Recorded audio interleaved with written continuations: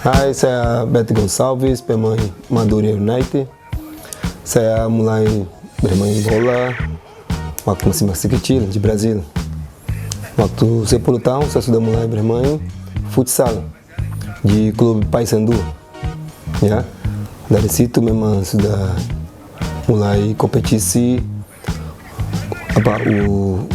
umur 10 tahun dan lanjut 12 Tuna, Hemo, pokoknya di situ memang saya sudah mulai inspired untuk memang kompetitif ya. Jadi selalu saya di situ saya pengen juara, pengen top score, jadi juga pengen juga jadi sukses di dalam sepak bola. Dan waktu itu juga saya mulai cinta dengan sepak bola, makanya sampai saat ini saya masih bermain.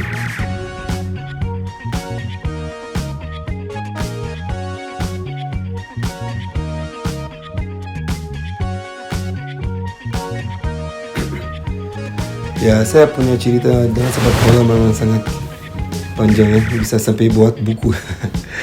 Karena waktu saya main di Tunaluzu, waktu pindah dari futsal ke lapangan yang hijau di Tunaluzu, waktu umur 16 mau ke 17, saya mau seleksi di tim namanya Tunaluzu ya. Jadi saya mau seleksi, banyak pemain yang ada seleksi bersama saya. Jadi saya lolos. Tiba-tiba saya masih 1 bulan dalam tim yang Tunaluzu, tapi belum tanda tangan. Jadi pas sudah mau tutup ya untuk daftar ke liga itu nggak jadi. Jadi saya nggak jadi ke Tuna. Jadi saya hilang 1 tahunnya. Tahun berikutnya saya coba lagi. Sama prosesnya, saya lolos, tapi pas sudah mau daftar nggak jadi. Jadi itu 3 kali.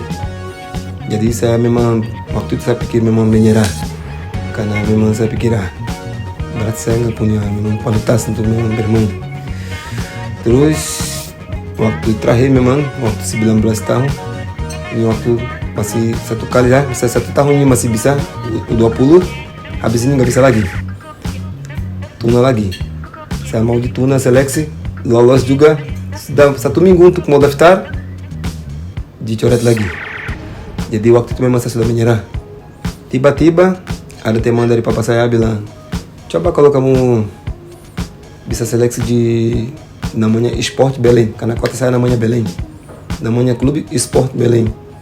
Saya bilang nggak mau lagi, saya sudah 3 tahun begitu, sudah mau jadi coret, semua di tim itu Tuna, karena Tuna itu waktu itu memang bagus untuk memang U20 ya. Terus besok sudah mau tutup, jadi hari ini saya datang untuk Sport Belém, mau coba seleksi. 1 kali main, uji coba 3 gol, saya langsung daftar. Habis itu main pertama di liga itu lawan Tuna, jadi kita menang, saya cetak 2 gol. Dari situ saya mulai sukses, mulai profesional di Sport Belém, pindah ke Paysandu. Lama-lama juga di tim Tuna itu juga saya pernah main juga di Tuna. Jadi sukses di Tuna, baru pindah ke klub Hemo. Semua itu di kota saya, kota Belém. Ya, baru habis itu baru saya pindah ke kota lain, ya, kota Rio Grande do Sul, di tim Farroupilha. Dari Farroupilha saya ke tim di Santa Catarina namanya, Marcílio Dias. Dari Marcílio Dias baru saya ke Indonesia, langsung datang di Persipura. Dari Persipura hampir 5 tahun di Persipura, 5 musim. Habis itu pindah ke ada cedera, ya saya pulih kembali ke setengah musim ke Jepara. 2012 ke Persipura. Habis itu 2013, 2014 ke Arema. Habis itu pergi ke Malaysia di tim Penang. Kembali 3 musim bersama Surujaya, ya. Dan dari Surujaya itu baru pindah ke Madura. Ya, dari Madura kalian sudah tahu sendiri. Saya sudah dipinjam lagi ke Surujaya, kembali dipinjam lagi ke Persis Solo, saya juara, kembali sekarang saya lagi di Madura lagi, saya bantu.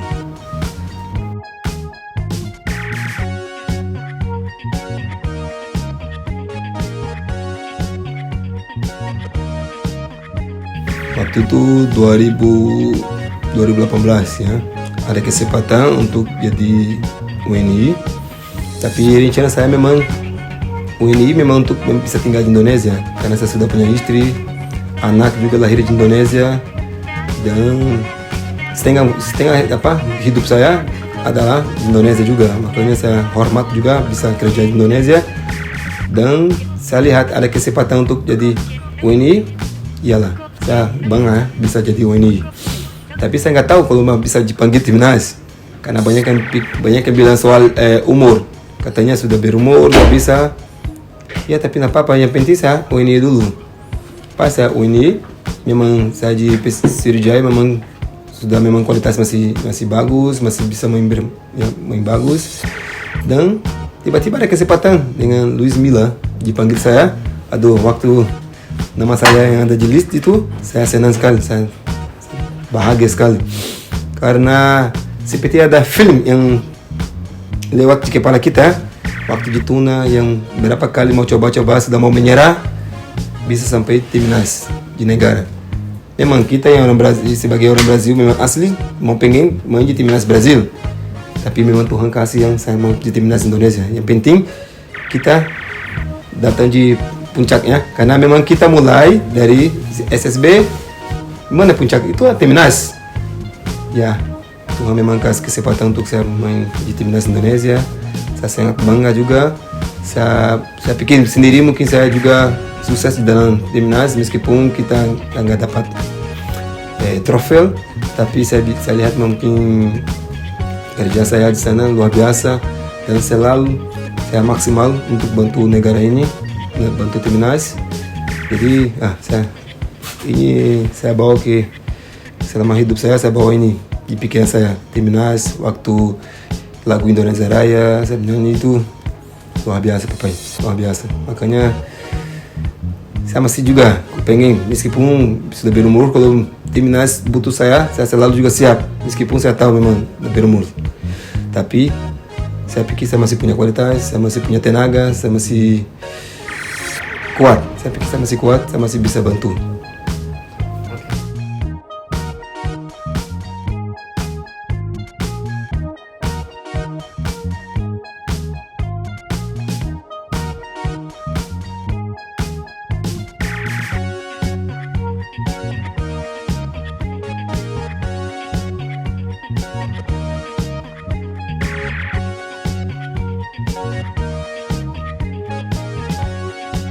Pokoknya di Brazil, waktu kita kecil memang waktu sudah mulai main bola, sampai saya lihat Brazil juara dunia tahun 94. Waktu ini saya 13 tahun. Kita lihat Romário main itu luar biasa. Jadi habis Brazil juara dunia itu waktu di Amerika, dan Romário juga cetak banyak gol, kayak top score dia. Oh, anak-anak semua itu pakai nomor 11. Di pinggir jalan main-main pakai nomor 11 di sini. Romário. Terus lama-lama ke depan 2002 muncul itu Ronaldo, fenomeno. Aduh, jadi ganti nomor 9 jadi pokoknya di mana mereka melihat di pinggir jalan mereka main pakai nomor baju kuning Brazil, di bawah di belakang nomor 9 Ronaldo. Jadi memang Brazil punya banyak pemain bagus yang berkualitas. Apalagi di posisi menyerang, posisi saya di depan. Pokoknya inspirasi saya adalah pemain-pemain top kayak Romário, Ronaldinho, ya, ada Rivaldo juga, Adriano. Pokoknya sampai sekarang juga banyak yang juga di Brazil. Kalau kalian di sana bisa lihat banyak yang pakai baju Neymar begitu. Pokoknya kita memang inspirasi yang di depan, yang penyerang, ya. Dan di Indonesia sini, saya juga waktu saya datang, saya main bersama Boy Salosa. Ya, waktu itu dia masih muda. Oh, dia masih main bagus. Saat ini juga dia masih main bagus juga. Ya, punya berkualitas, memang kaki kiri itu luar biasa juga.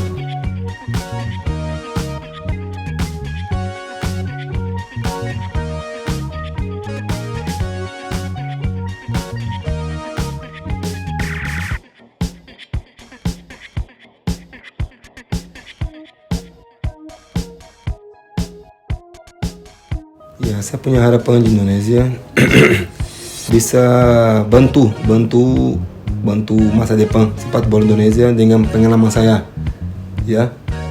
Dan apa yang saya sudah lewat dalam sepak bola, apa yang saya sudah rasakan dalam sepak bola yang enak, yang pahit juga, saya pengen juga bagi untuk anak-anak yang masih pengen menjadi pemain bola, ya. Jadi saya sudah buat khusus pelatih, ya. Mungkin tahun ini saya bisa tambah lagi biar saya lebih punya pengalaman dalam juga sepak bola, dan saya bisa bagi experience saya kepada anak-anak dari masa depan Indonesia. Pemain sepak bola bisa jadi sedikit maju, bisa, ya. Pokoknya ada masukan dari saya untuk, ya, anak-anak. Kemarin waktu saya khusus pelatih, ada anak-anak yang membantu kita. Jadi saya selalu bicara sama mereka, kalian jangan menyerah. Kalian selain main bola juga, bukan cuma kualitas saja, kalian harus lihat juga di luar sepak bola juga. Kamu punya respect kepada orang tua, respect kepada pelatih, teman-teman, ya. Pokoknya itu sangat penting. Dan orang tua juga, respect kepada orang tua, ya. Pokoknya sifat juga dari pemain bola juga harus sangat penting juga, ya. Karena kadang-kadang kamu lihat pemain yang memang top, tapi kadang-kadang nggak sukses, nggak tahu kenapa. Memang di luar sepak bola ini memang kacau sekali, ya. Jadi saya bicara sama anak-anak waktu itu, kalian memang harus bukan cuma kualitas, tapi di luar juga kalian memang harus, ya, respect kepada semua yang di keliling kamu, karena mereka sangat bantu kamu. Jadi mereka, ya, dan saya lihat juga waktu itu banyak anak-anak itu sepak masih sederhana sekali, ada yang robek begitu. Saya lihat memang kondisi mereka itu waktu itu nggak terlalu istimewa, ya. Tapi saya bicara sama mereka, dulu saya seperti itu juga. Saya nggak punya uang untuk beli sepatu, tapi lihat sekarang saya ada di mana, ya, di depan kalian sini, dan semua kenal saya di Indonesia. Dan kalian juga bisa begitu. Kalau kalian memang jangan menyerah, kerja keras, dan kerja apa yang kamu mimpi. Kamu mimpi menjadi pemain top, pemain timnas, ayo, jangan menyerah, pasti bisa. Kalau memang yakin bisa, siapa yang bilang kamu tidak bisa? Nggak ada. Jadi waktu itu mereka memang seperti senang dengar itu, ya. Jadi saya lihat mata mereka seperti, aduh, ini memang itu idola gitu.